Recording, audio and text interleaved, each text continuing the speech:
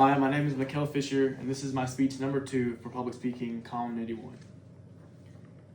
Today's new technology constantly brings new promise, with sciences like genetic engineering coming to guarantee better health and futures. Genetic engineering is the modification of DNA for humans or other organisms to change their characteristics. Genetic engineering, while carrying countless benefits, also poses various ethical issues and risks that we need to consider going on into the future. So today, I'm going to be discussing multiple angles of genetic engineering, from the benefits to our responsibilities in the future regarding these various ethical concerns. For starters, there are various benefits of genetic engineering. Genetic engineering poses potential for medical advances.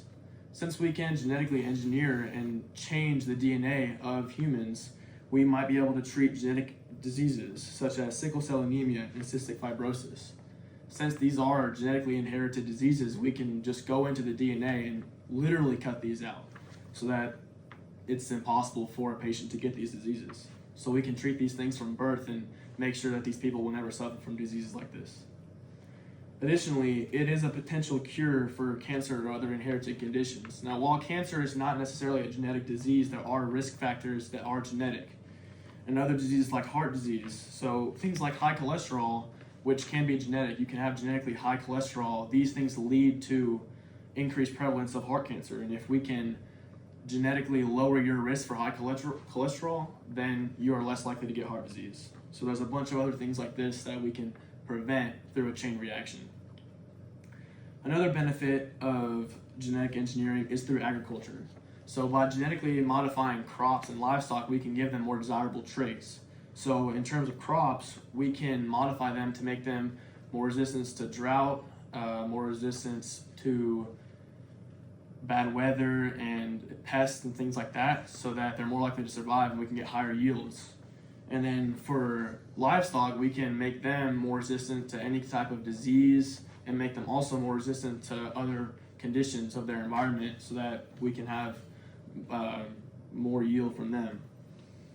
So by modifying crops and livestock, making them more desirable, giving them better traits, this can enhance our nutrition and can also lead to increased food security because this food is going to be much easier to get. Another large improvement of genetic engineering is societal improvements. So this kind of ties into the medical advances and the agricultural advancements, but from the medical and agricultural advancements, we can gain longer, healthier lives and might also have a potential solution to world hunger. Now, while genetic engineering has all kinds of great things that it can do and potential things, there are ethical concerns.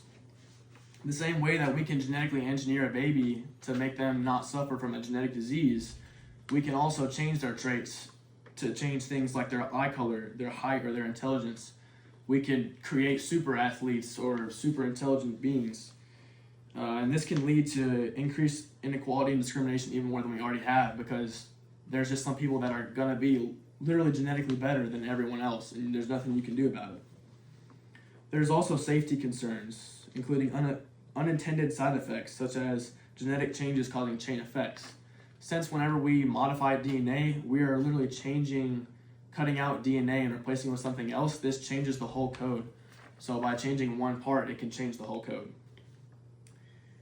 And there are also environmental risks of genetically modified organisms. So like I said, how we can genetify crops and livestock, if we change them to make them all more resistant to a certain thing, this can delete biodiversity from our ecosystem, meaning that one disease can wipe out all crops and livestock. There's also moral questions like, are humans playing God, and should there be limits to altering life? Now, these issues mean that we have to take responsibility going into the future. Going into the future, regulation is going to be critical. We're going to need government and scientists to set guidelines, and we need to figure out what's good and what's bad.